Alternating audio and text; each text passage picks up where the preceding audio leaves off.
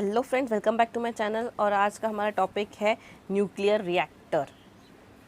तो मैं आज आपको बताऊंगी कि कैसे इलेक्ट्रिसिटी जनरेट होती है by using nuclear fuel.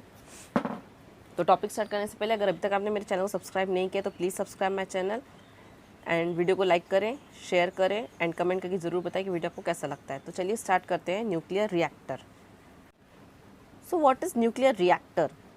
A machine that generates electricity on large scale by using atomic energy is called a nuclear reactor.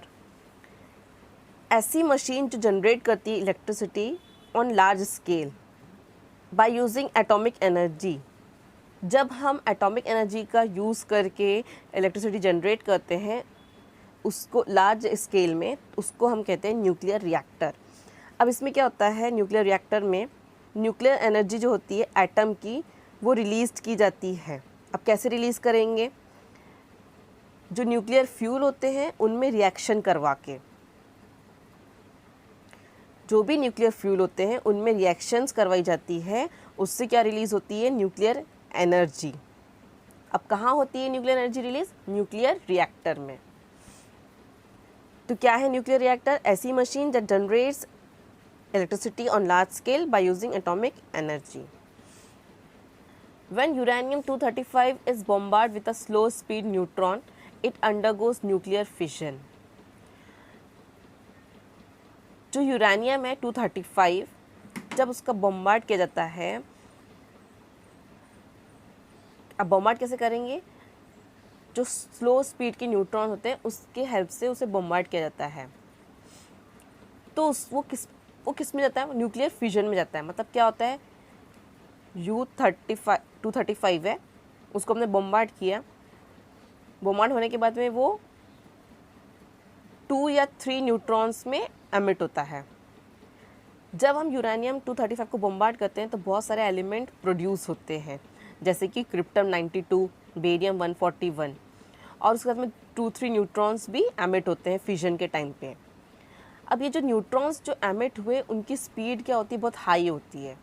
तो क्या किया जाता है? उनकी स्पीड को रिड्यूस किया जाता है एंड फिर से उन न्यूट्रॉन्स को यूज़ किया जाता है यूरेनियम को बॉम्बार्ड करने के लिए। जैसे मैंने आपको स्टार्टिंग में ही बताया था कि यूरेनियम को बॉम्बार्ड किया जाता है स्लो स्पीड न्यूट्रॉन से। तो जो न्यूट्रॉन्स एमिट हुए उनकी स्पीड बहुत हाई होती है, तो उनकी स्पीड को रिड्यूस करते हैं और फिर यूरेनियम को बॉम्बार्ड किया जाता है। अब ये जो प्रोसेस है ये कंटिन्यू चलती रहती है बहुत टाइम तक के।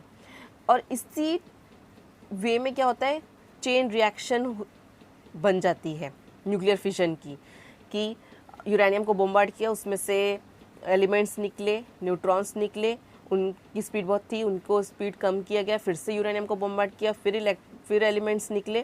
तो ये जो चेन है ये कंटिन्यू चलती रहती है। अब जब न्यूक्लियर फिजन होता है, ये चेन रिएक्शन होती है फिजन की, तो बहुत ही ज़्यादा अमाउंट में न्यूक्लियर एनर्जी रिलीज़ होती है। A large amount of nuclear energy is released during a chain reaction of fission. जब भी चेन रिएक्शन होती है तो बहुत सारी अमाउंट में एनर्जी रिलीज़ होती है, और इस चेन रिएक्शन को कंट्रोल किया जाता है ताकि कोई बड़ा एक्सप्लोजन ना हो। तो आ रहा है समझ में कि कैसे न्यूक्लियर रिएक्टर में एनर्जी प्रोड्यूस होती है।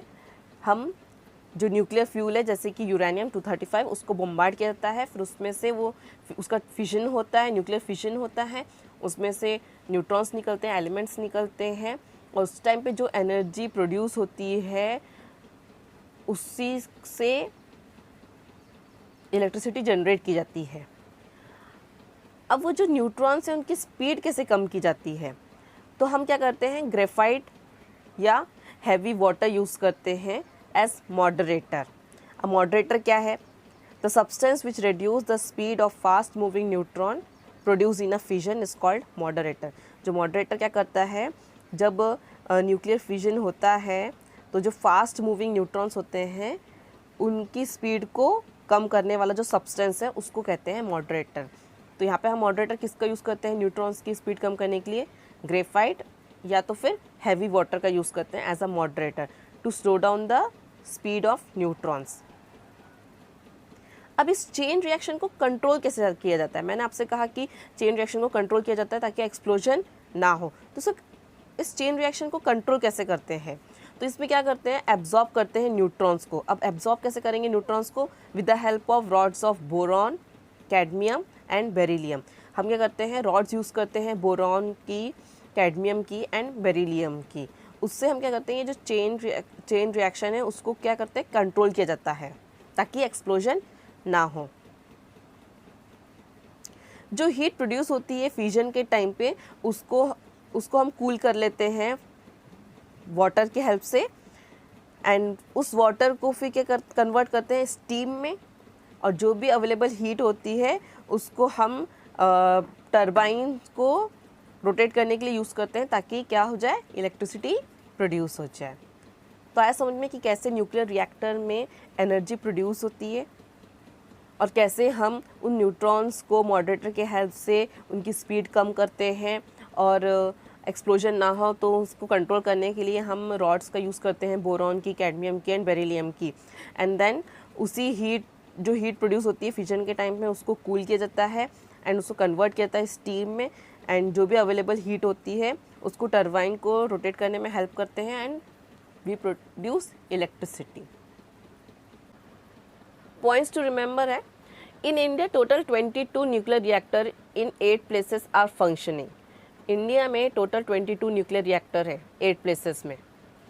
अप्सरा at Bhabha atomic research centre in Mumbai is the first nuclear reactor in India which went critical on 4th August 1956. India has large reserves of the element thorium-232. Therefore, Indian scientists have developed a future plan for nuclear reactor based on production of the isotope U-233 and from thorium-232. अब आपको पता है कि जो मुंबई में है Bhabha atomic research centre, वो हमारा फर्स्ट न्यूक्लियर रिएक्टर था इन इंडिया। अभी न्यूक्लियर रिएक्टर में यूरेनियम 235 यूज़ कर रहे हैं। अभी हमारे इंडिया में बहुत सारे रिजर्व में एलिमेंट है थोरियम 232। तो इंडियन साइंटिस्ट लगे हैं कि कोई फ्यूचर प्लान बनाने में लगे हुए हैं कि हम न्यूक्लियर रिएक्टर बनाएं, और बेस्ड ऑन किसकी प्रोडक्शन में कि प्रोडक्शन करें हम आइसोटोप U-233 का, किससे, थोरियम 232 से। तो यहाँ पे आपका टॉपिक एंड होता है। लास्ट में क्या करना है, वीडियो को ज़्यादा से ज़्यादा लाइक करना है, शेयर करना है एंड कमेंट करके ज़रूर बताएं कि वीडियो आपको कैसा लगता है। और अभी तक आपने मेरे चैनल को सब्सक्राइब नहीं किया तो please subscribe my channel. Thanks for watching.